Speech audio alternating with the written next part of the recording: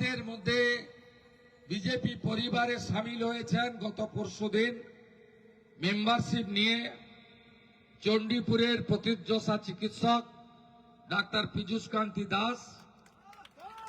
তিনিও আজকে আমাদের মধ্যে মঞ্চে উপবিষ্ট হয়েছেন। আমাদের মধ্যে উপবিষ্ট হয়েছেন ভগবানপুর বিধানসভা তথা কাঁথি সাংগঠনিক জেলার প্রমুখ নেতৃত্ব, যার আশাতলাতে শ্বশুরবাড়ি, তিনি আমার জন্য একদিন ওখানে একদিন এখানে করছেন ভাই মৌলেন্দু। সকলকে অভিনন্দন। এবং আজকে বাসন্তী পুজো, মহাসপ্তমী, অন্নপূর্ণা পুজো, আমি সবাইকে অন্নপূর্ণা পূজা, বাসন্তী পুজোর অভিনন্দন জানাই। আগামীকাল এবং পরশু আমাদের জয় শ্রীরাম হবে, রামনবমী, তার শুভেচ্ছা জ্ঞাপন করি। আমাদের এক্স সার্ভিসম্যান নবীন দা এসেছেন, নবীন খাটুয়া। আমি যেদিন বয়ালে যাব আপনার বাড়িতে দুপুরে খাবো, এখন থেকে বলে গেলাম। আপনাদের সকলকে আমি অভিনন্দন জানিয়ে আপনাদেরকে আমার চেনা বামনের কি পইতে লাগে? লাগে না। আমার নিজের পরিচিতি আমি দেব না। 2003 সাল থেকে অদ্যাবধি নন্দীগ্রামকে আত্মীয় মেনে লড়াই সংগ্রামে মানুষের পাশে থেকেছি এবং আপনাদের সুখে হয়তো সবসময় থাকতে পারিনি, কিন্তু কখনো যদি নন্দীগ্রামের লোক বিপদে পড়ে, বিপর্যয় হয়, আমার সীমাবদ্ধ ক্ষমতা নিয়ে আমি তাদের পাশে বিগত দিনে দাঁড়িয়েছি। যারা বর্ষিয়ান মানুষ, আমি সামনে দিয়ে ঢুকিনি, আমি আপনাদের পিছন দিয়ে এসেছি, অর্থাৎ ব্যাক সাইড দিয়ে। বয়স্কদের মাথায় হাত দিয়ে আশীর্বাদ নিতে নিতে এসেছি। এই কারণে এসেছি, আমি শুধু একটা প্রশ্ন করতে চাই। 2004-এ লোকসভা নির্বাচনে তমলুকে আমাকে যেভাবে দেখেছিলেন, 2006, 7, 8-এ আন্দোলনে যেভাবে দেখেছিলেন, 2009-এ এমপি হিসাবে যেভাবে দেখেছিলেন, 2014-তে আবার এমপি হিসাবে যেভাবে দেখেছিলেন, 2016-তে মন্ত্রী হিসাবে যেভাবে দেখেছিলেন, 2021-এ এমএলএ এবং বিরোধী দলনেতা হিসাবে যেভাবে দেখে এসেছেন, আমার কোন পরিবর্তন হয়েছে কিনা আপনারাই তার উত্তর দিয়ে দেবেন। আমার যদি কোনো পরিবর্তন না হয়ে থাকে, এই নির্বাচন আমার নির্বাচন নয়, এই নির্বাচন আপনাদের নির্বাচন। আমি শুধুমাত্র আনন্দ অনুষ্ঠান, পারিবারিক অনুষ্ঠান, দায় বিপদ, আন্দোলন সংগ্রাম, স্কুল কলেজ, খেলা মেলা, মন্দির, ধর্মীয় অনুষ্ঠান, সামাজিক অনুষ্ঠান, ব্যক্তিগত অনুষ্ঠানে পাশে থাকা বা অংশগ্রহণ করা নয়। যখন যখন আমি যেমন সুযোগ পেয়েছি, উন্নয়নটাও করার আমি চেষ্টা করেছি। বিরোধী দলের এমএলএ বা সাংসদ হিসেবে যেটুকু করার করেছি, প্রত্যেক বছর বই ছাপিয়ে জনগণকে দিয়ে দিয়েছি। আমি এইটুকু পেয়েছি, এটুকু আপনাদের দিয়ে দিয়েছি। আমি এইচডিএ চেয়ারম্যান হিসেবে 2011 সালের জুন মাস থেকে 2020-র 23 মে পর্যন্ত এই আপনাদের এইচটি ক্যানেল সংস্কার থেকে শুরু করে, নন্দীগ্রাম বাইপাস নির্মাণ থেকে শুরু করে 17টা অঞ্চলে অসংখ্য ঢালাই রাস্তা, বিদ্যালয় কলেজের উন্নয়ন, মঠ মন্দিরের উন্নয়ন, এলাকাকে আলোকিতকরণ করা এবং নানা রকমের উন্নয়নের কাজে হলদিয়া, নন্দীগ্রাম জেটিঘাট নির্মাণ সহ আমার সাধ্যমতো আমি আপনাদের পাশে দাঁড়িয়েছি। আমি বিধায়ক মন্ত্রী থাকাকালীন এশিয়ান ডেভেলপমেন্ট ব্যাংক থেকে প্রত্যেকটা বাড়িতে জল সরবরাহ করার জন্য ভারত সরকারের সাহায্যে আমি এখানে বড় প্রজেক্ট এনেছিলাম। প্রয়াত সুব্রত মুখার্জি উদ্বোধন করে গেছিলেন। আমি বন্ধ হয়ে যাওয়া রেলপথ, যা 2012 সালে তৃণমূল কংগ্রেস কেন্দ্রীয় মন্ত্রিসভা থেকে সরে আসার পরে রেলপথের কাজ বন্ধ হয়ে গেছিল। 2021 সালের পরে 2022 সালে আমি মাননীয় রেলমন্ত্রী, মাননীয় স্বরাষ্ট্রমন্ত্রী অমিত শাহজিকে ধরে পুনরায় 315 কোটি টাকা আনিয়ে এবং আগে ল্যান্ড লুজার 600 পরিবারের কর্মসংস্থান, পরবর্তীকালে আরো 400 পরিবারের কর্মসংস্থান ল্যান্ড লুজারদের করিয়ে এখনো 300 পেন্ডিং রয়েছে। আমি সে কাজও দ্রুততার সঙ্গে শুরু করিয়েছি। জেলিংহামে বন্ধ থাকা কারখানা ওয়ার্কশপ কেন্দ্রীয় সরকারকে দিয়ে অধিগ্রহণ করিয়ে ছোট জাহাজ তৈরি এবং রিপেয়ারিং এ 2000 কোটি টাকা বরাদ্দ আনাতে পেরেছি। সাংসদ থাকাকালীন, পরবর্তীকালে দিব্যেন্দু অধিকারী সাংসদ, তারপরে 2 বছর অভিজিৎ গাঙ্গুলি সাংসদের অর্থ প্রত্যেক বছর অ্যাপ্রক্স 1 কোটি টাকা করে নন্দীগ্রামের ছোট রাস্তা, কালভার্ট, সাবমার্সিবল এবং নানাবিধ ছোট ছোট কাজে আমরা এখানে আনতে পেরেছি। 2টো বিধায়ক অফিস এই 5 বছরে মোট 47,000 পরিবারকে, 47,000 মানুষকে মেডিকেল পরিষেবা দিয়েছে, 7,000 চশমা দিয়েছে, 2,000 দিব্যাঙ্গদের সহায়তা করার যন্ত্র দিয়েছে।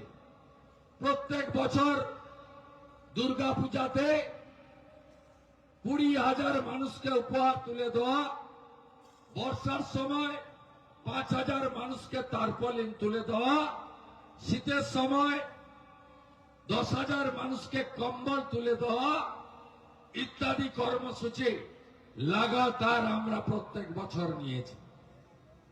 আপনারা একটা শ্রেণীর লোক বলে যে শুভেন্দু অধিকারী বলেছে তিনি হিন্দুদের বিধায়ক। আমি একথা বলিনি। আমি বলেছি হিন্দুদের ভোটে আমি বিধায়ক হয়েছি। আমি মুসলিমদের ভোট চেয়েছিলাম, তারা আমাকে দেয়নি। একথা আমি বলেছি। আমি কখনোই বলিনি মুসলিমদের ভোট চাই না। আমি বলেছি আমি পাই না। 2021 সালে আমি সমস্ত পদ ছেড়ে মোদিজির আদর্শে রাষ্ট্র নির্মাণ, রাষ্ট্রবাদ, ভারতীয় সংস্কৃতি, সনাতন সংস্কৃতি, সেটাকে রক্ষা করার জন্য, প্রকৃত উন্নয়নের জন্য, ঘুষমুক্ত সমাজ ব্যবস্থার জন্য আমি ভারতীয় জনতা পার্টিতে একজন নাগরিক হিসেবে 2020 19 ডিসেম্বর যুক্ত হয়েছি। আমি তারপরে ভেটুরিয়াতে আমাদের শক্তি কেন্দ্র প্রমুখের বাচ্চার অন্নপ্রাশনে এসেছি। সেখানে তৃণমূল 50 জন মুসলিম মহিলাকে হিজাব আর বোরখা পরিয়ে আমাকে ঝাঁটা লাঠি দিয়ে অবরোধ করেছে প্রথম। আমি ভুলে যাইনি।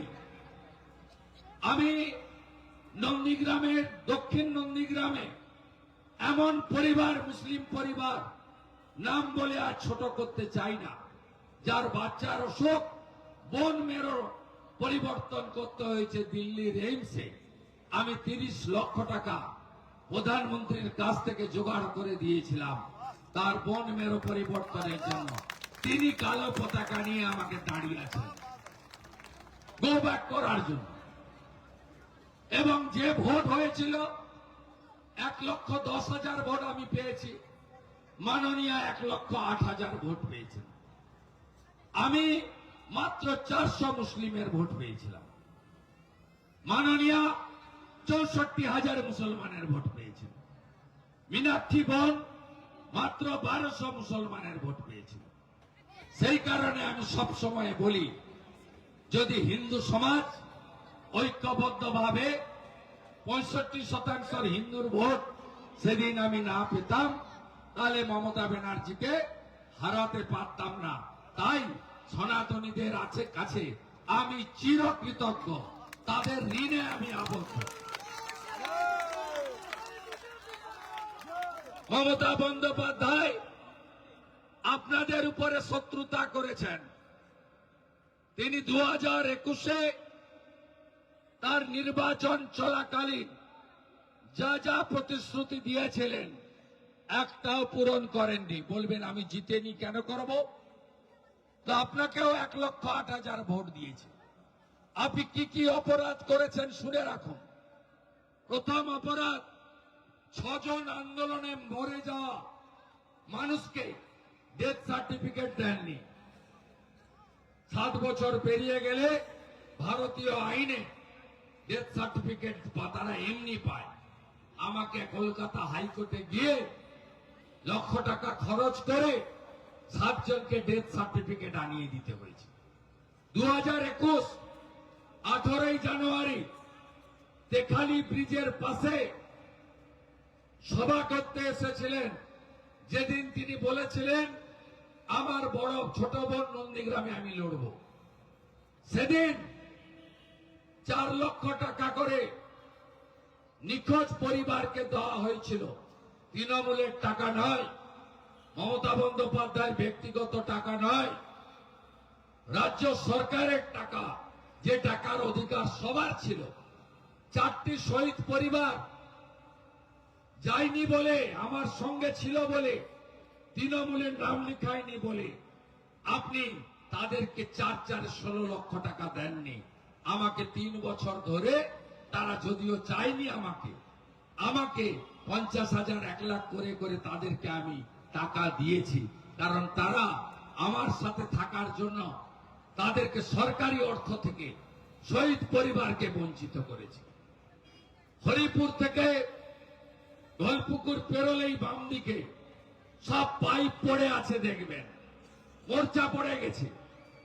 এত উঁচু উঁচু কোটি কোটি টাকার পাইপগুলো পাতেনি। এত বড় অপরাধ করেছে। আরে জল তো শুধু হিন্দু খেত না, মুসলমানও খেত। জল তো শুধু বিজেপি খেত না, তৃণমূল সিপিএমও খেত। তুমি মুখ্যমন্ত্রী, তুমি আজকে পাইপ পিছাতে দাওনি, যেহেতু নন্দীগ্রামে তুমি জিততে পারোনি। 2021 2রা মে নন্দীগ্রামে আমি জিতে গেছি, আপনারা আমাকে জিতিয়েছেন অল্প ভোটে। তারপরে কি কি হলো এত তাড়াতাড়ি ভুলবেন না আপনারা। 2021 3রা মে সকালবেলা গড়চক্রবেড়িয়া, হাজরাকাটা, ওসমান চক, দাউদপুর, শামসাবাদ থেকে বাইক বাহিনী বেরোলো। 150 বাইক, সঙ্গে 2 জন করে 450। প্রথম দক্ষিণ কেন্দামারি 45টা হিন্দু বাড়ি পোড়ানো হলো। দ্বিতীয় তারাচাঁদবাড় 17টা হিন্দু বাড়ি লুট হলো। তৃতীয় চিল্লগ্রাম 4 জনের মাথা ফাটালো, দেবব্রত মাইতিকে খুন করলো। কি ভয়ঙ্কর অত্যাচার করেছে। আমদাবাদের অপর্ণা থেকে শুরু করে ইতিহাস লম্বা। হিন্দুরা রুখে দাঁড়ালো। মহেশপুরে, টেঙ্গুয়াতে তখন থামলো ওরা, পাল্টা হিন্দুরা প্রতিরোধ গড়তে। টাউন ক্লাবে যাবেন, পেট্রোল বোম মেরেছিল এরা। আমি আপনাদের মাছ মাংস খাওয়াতে পারিনি। আমি শুভেন্দু অধিকারী 5 বছর শান্তিতে রেখেছি, আপনাদেরকে শান্তিতে রেখেছি।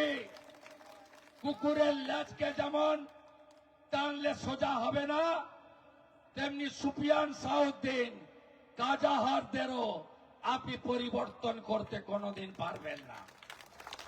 2024 লোকসভা ভোটের 2 দিন আগে শিডিউল কাস্ট পরিবার রথিবালা আড়ি মাঝ রাত্রে মেরে ফেলল মনসা বাজারে। তার ছেলে মারাই গেছিল, সরকারি হাসপাতাল থেকে কাঁধে করে তুলে নিয়ে কলকাতার প্রাইভেট হসপিটালে ঢুকিয়ে 2 মাস কোমাতে ছিল। আমার ব্যক্তিগতভাবে 15 লক্ষ টাকা গেছে, কিন্তু আমি বাঁচিয়ে ফিরিয়ে নিয়ে এসেছি। আমার নিজের ঢাক আমি নিজে পিটাই না।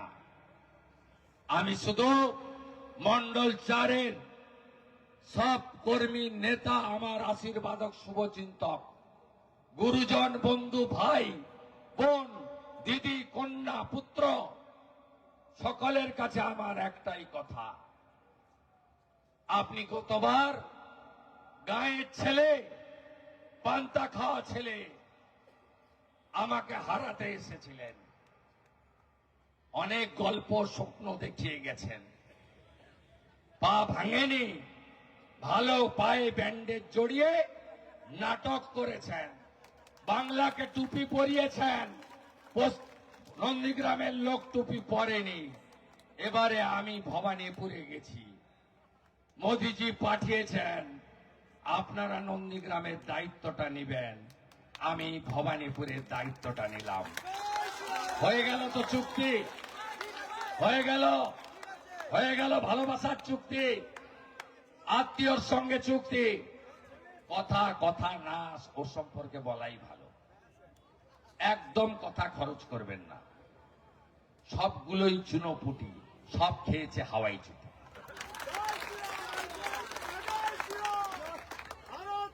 আপনারা বুঝেছিলেন 21-এ, আজ বাংলা বুঝেছে। আমি আপনাদের 2টো কথা বলে যাব। 1, এবারে বিজেপি সরকার হবে। আমি আপনাদের আমার কথা রেকর্ড করে রাখুন।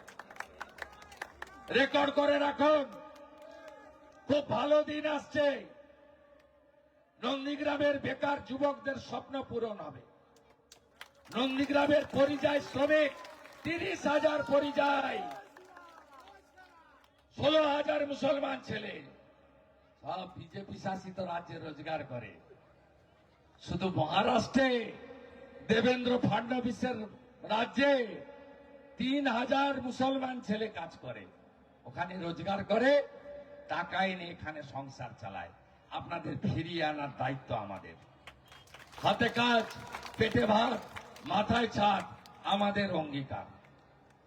আমার বিরুদ্ধে গতবারে ইভিএম এ 3টে নাম ছিল, প্রধান নাম শুভেন্দু অধিকারী, মমতা ব্যানার্জি আর মীনাক্ষী মুখার্জি, তাই তো?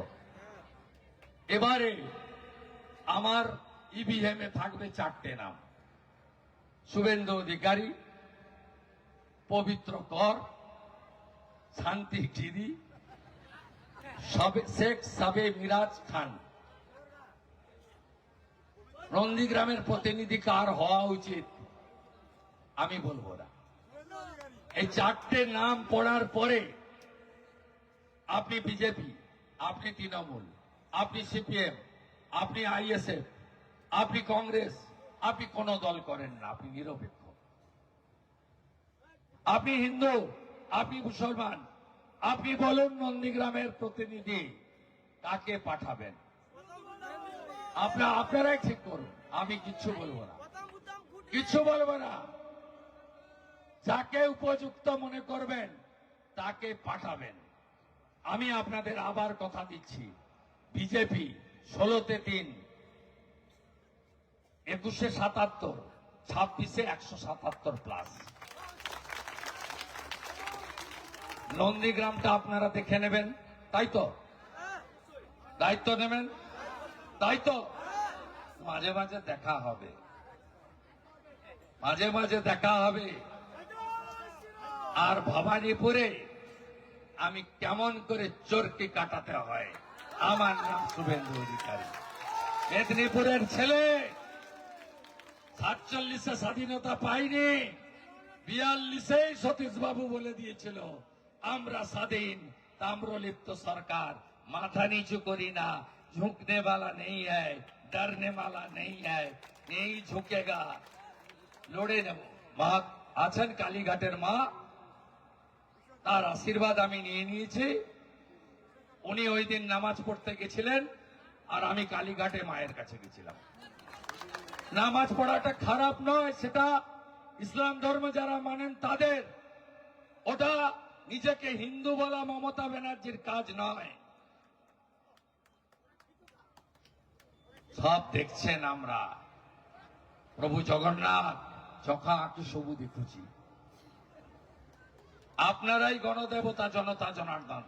আকাশে প্রচুর মেঘ, কেউ না বলে আমাকে দিয়ে দিয়েছে, আমি বলেই যাচ্ছি। আমি তো সব জায়গায় যতটা পারি যাব।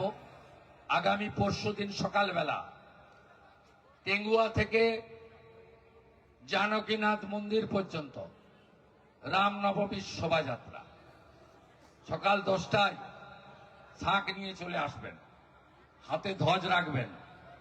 আমার সনাতনীরা আসবেন, আমার সংখ্যালঘু ভাইরা, আপনারা দূর থেকে আমাদের শুভেচ্ছা দেবেন। ওটা ধর্মীয় অনুষ্ঠান। প্রচুর সংখ্যালঘু ছেলে এসছে। কতজন এসছে দাঁড়ান তো, দাঁড়ান।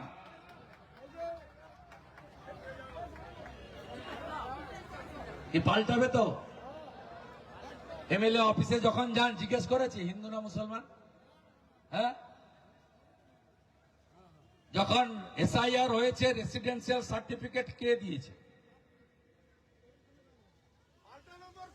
মারা দিদিরা, বোনেরা, নারী সুরক্ষা চান? আরজিকর চান না তো? চান না তো? আরজিকর আর না। 1 জুন 1,500 টাকা ঢোকাবো, এখন 3,000 টাকা ঢোকাবো। এখন পাচ্ছেন 1,500, 1 জুন আর মাত্র 2 মাস 3,000 টাকা ঢোকাবো। প্রাণী মিত্রার বেতন বাড়বে, আইসিডিএস এর বেতন বাড়বে, আশার বেতন বাড়বে, গ্রাজুয়েট অনার্স শিক্ষিত মেয়ে চাকরি পাবে, একটাও বিএড পিটিটিআই বাড়িতে বসে থাকবে না। আর ধর্ষণ নামক শব্দটাকে তুলে দেব। ধর্ষকদের সকালে নেব, বিকালে খরচ করব। পশ্চিম বাংলাকে পরিষ্কার করব। সবাই ভালো থাকবেন। আমি সিদ্ধিনাথ জিউ মন্দির কমিটির সভাপতি, বাবা মহাদেবের আশীর্বাদ নিয়ে জয় শ্রীরামের মধ্য দিয়ে আমার কথা শেষ করলাম। আগামী 30 তারিখ আমি নমিনেশন করতে যাব।